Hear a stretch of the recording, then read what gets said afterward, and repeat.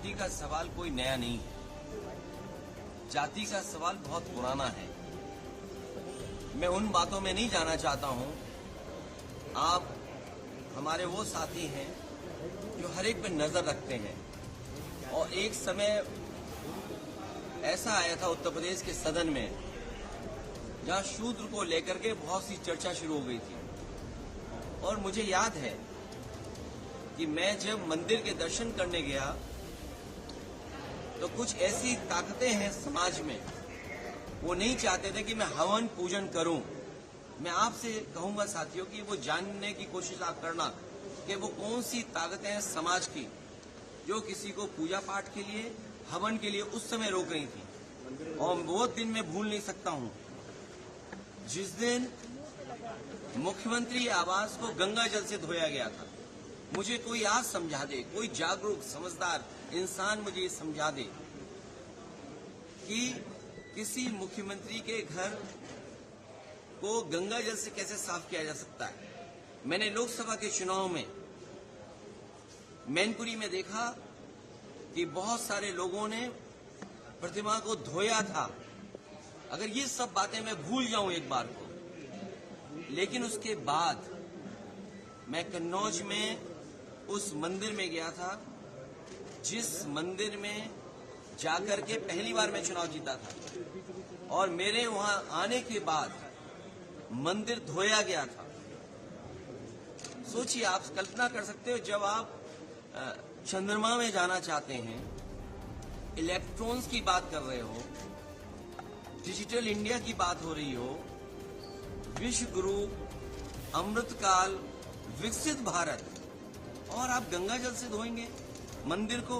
सवाल अगर ये हट जाए एक बार को, और जो सदन का सवाल है, क्या बीजेपी, कांग्रेस पार्टी के नेता या किसी भी व्यक्ति की जात पूछ सकती है? हम और आप लोग कभी व्यवहारिक मजाक करते हैं तो उसमें चलो एक बार को कोई बात मजाक में चली जाए, लेकिन सदन में जो शब्द का इस्तेमाल हुआ था, मुझे तो ये लगता है अनुराग ठाकुर जी को कहा गया है कि 99 बार गाली खा करके आओ आप सदन में, तब आप मंत्री बनोगे।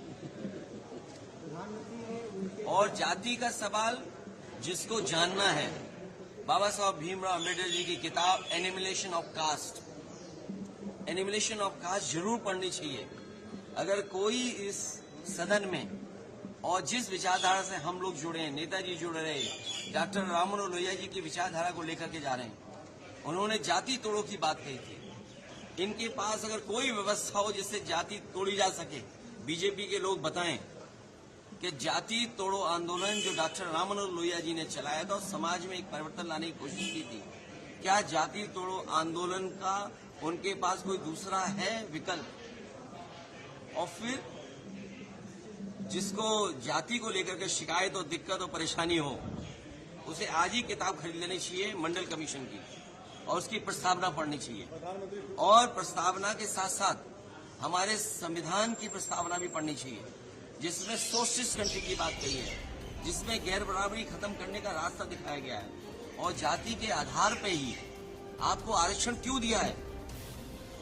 आरक्षण इसीलिए दिया कि हम जाति के आधार पर हम गरीब हैं।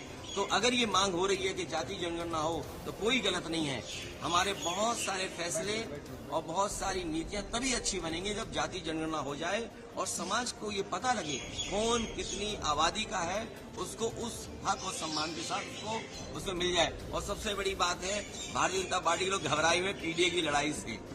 ये पीडीए से घबराए हुए हैं, क्योंकि एनडीए को अगर किसी ने पटका है तो पीडीए ने पटका है। और जो लोग कहते थे एम बाई गठबंधन, एम बाई गठबंधन, हमारे पीडीए ने एम बाई को हराने का काम किया है। इसका जवाब उनके पास नहीं है। सब प्रधानमंत्री जो